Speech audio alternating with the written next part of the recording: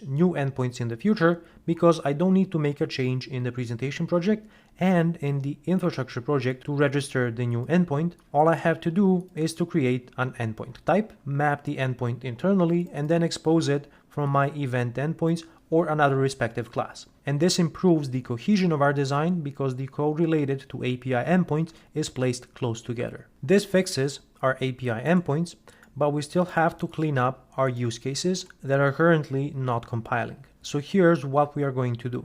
We're going to repurpose the create event static class into an event handler. I'm going to make this an internal and sealed class.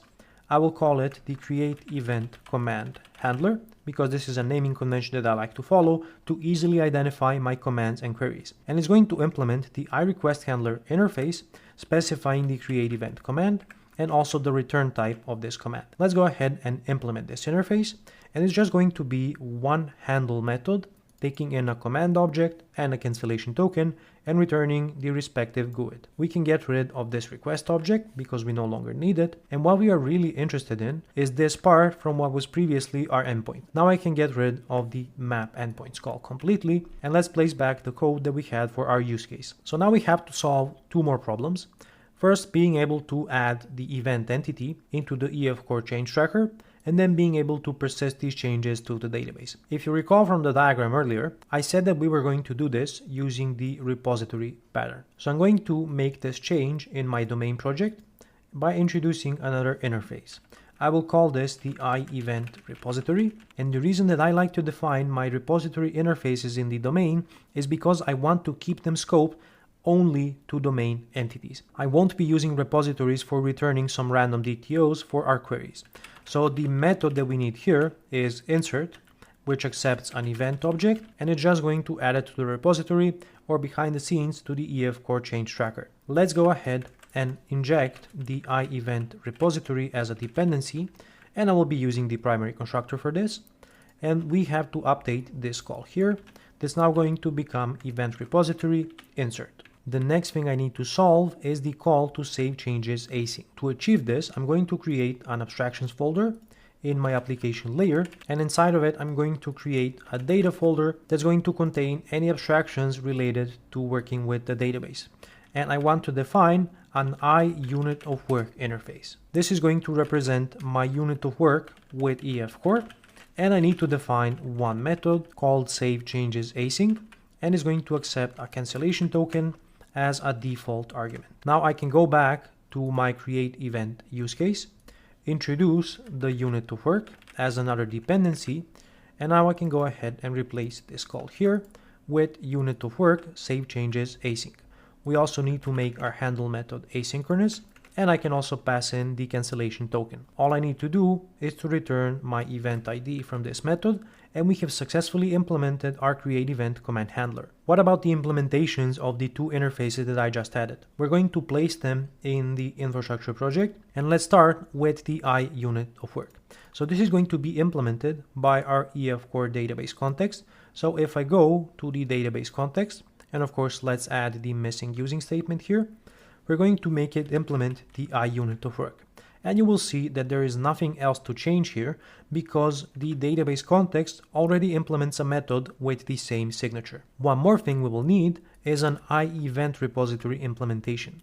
So let's go ahead and implement that in the infrastructure project, but I'm going to create an events folder that's going to contain the respective implementation. So let me create a new class. Let's call it event repository. And this class is going to be internal and sealed by default. And it will implement the iEvent repository interface from our domain project. Let's add the missing members, which is the insert method. And to implement this, we need to inject the events database context. And now I can say context events and add the event that I'm inserting into the repository. With the two implementations in place, we also need to take care of dependency injection, and we're going to do this from the events module.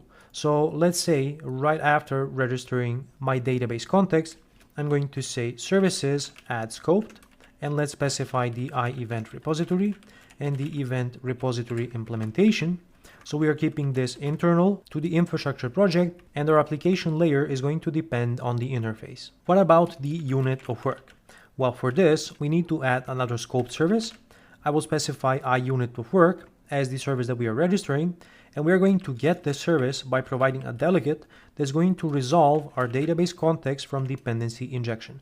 So I will say service provider get required service and then events DB context, which also implements our unit of work. This takes care of dependency injection, and we can also wrap up the create event use case. Now let's see how we are going to solve the get event use case. Here we have a query object, so I'm going to create a respective query handler. This is going to be an internal and sealed class that will hold the same name as the query with handler appended. It's going to be an iRequest handler handling the get event query and returning a nullable event response. If we go ahead and implement this interface, we will have to fill in the handle method. Now for my application queries, I want to be using Dapper and writing SQL queries which are going to be very performant, and they will allow me to return the read model that I want to satisfy my queries. So let's go ahead and add a NuGet package so that we can reference Dapper. I'm going to go ahead and install the latest version, and I will also need a way to obtain a database connection. So I'm going to create another abstraction in the data folder, which is going to be just another interface. I will call it IDB connection factory, and this interface is going to have one method returning a DB connection instance. So I'm going to call this method open connection async, and now we can use this interface from my get event query handler. I'm going to inject it as another dependency, so I will need the IDB connection factory, and let's call it the DB connection factory. And then the first order of business is going to be to open up a new database connection. So I will say await using DB connection. Let's call this the connection, and I will say DB connection factory open connection async. I'm going to paste in a query so that we don't have to write it from scratch. And of course, you can grab this code snippet from under this video. But let's quickly examine what is going on here. I'm writing a select statement, taking the columns that are going to match the properties on my event response object. You can also see I'm using the name of operator to make sure that I'm returning the column with the respective value from the database. And now all that's left to do is to execute my query. So I need to accept an event response. Let's call this the event. And how we're going to get this is by taking our connection, calling query single or default async, and now I can pass in my SQL query and my request object that should contain an event ID property. So let's go ahead and pass in the request object. And now I just need to return my event object, and let's actually rename this to event because we are only returning one object. Now I can also get rid of the static class that we had before that was implementing our use case, and here is our query and the respective query handler. We also need to implement the database connection factory interface, so let's go ahead and do that in the infrastructure project. I'm going to add a new folder inside called data, and it's going to contain a new class that will be called the database connection factory. This will be an internal and sealed type, and is going to implement our interface. And how I'm going to implement this is by leveraging the MPG SQL data source, which is going to allow me to create a new connection. I have access to this because I'm already using the MPG SQL EF Core package. If you were using SQL Server, you could create a new SQL connection. Now I won't have this type because I don't have the respective NuGet package, but you just create a new SQL connection, pass in your connection string, and return the database connection. I'm going to leverage my data source, and I can return data source open connection async. Now I need to configure a few more services to be able to inject my data source like this. So let's head over into my events module, and I'm going to add this part before my database context. So the recommendation for your MPG SQL data source is to create it just once and register it as a singleton. So I'm going to create a new MPG SQL data source builder, pass in my database connection string, and I will call the build method to get back a data source. Then I'm going to say services try add singleton. And what this is going to do is it's only going to register this type once if it doesn't already exist. And now I can register my database connection factory by saying add scoped, because I want this to be a scoped service. And I will just say IDB connection factory and specify the respective implementation. So this takes care of our database connection factory and our query and query handler. One more thing that we can't forget is to register our mediator request and request handlers. I'm going to do this from my events module, let's say right at the start, by saying services add mediator, and then I can provide a delegate to configure my mediator services. And what I want to do is to register services from a specific assembly. I could use the typeof operator and try to get an assembly instance, but the approach I like to use is to create a static type inside of my application project. I call this an assembly reference, and this static type is going to have a public static read-only field returning an assembly instance.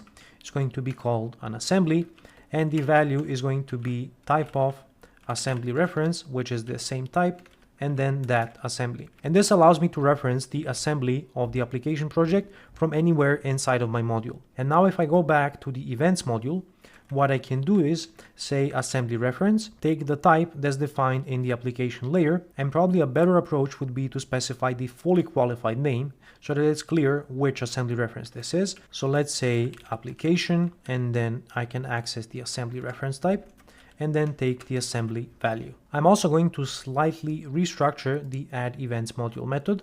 So let's go ahead and create a private static method. It's going to be void, and I will call it add infrastructure, and it's going to take care of any infrastructural concerns. It will need an iService collection and an iConfiguration interface. And inside of this method, I'm going to copy all of the registration that is not related to mediator, so anything working with the database context, the unit of work, or repositories. And I can even make this an extension method, and I will call it from my add events module method and say add infrastructure. And I need to pass in the configuration instance. This is just a way to clean up the add events module method to make it more organized. So now let's go ahead and fix our project. I'm going to delete the old events module API project, and I will open up our existing API project, which is our executable, and I'm going to add a reference to the infrastructure project in the events module.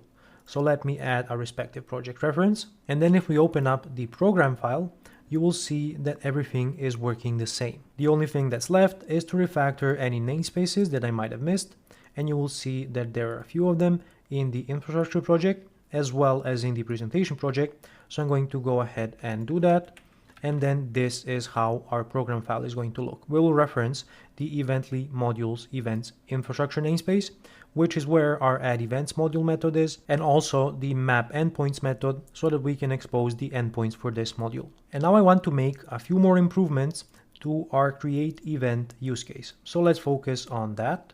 And I will open up the application project, close everything else. I'm only going to leave the events module and the create event use case. First of all, I prefer having separate files per type instead of having nested types inside of one file. So I'm going to create a folder that will contain my use case and also the get event use case inside of the events feature folder. And let's go ahead and move our use cases into the respective folders.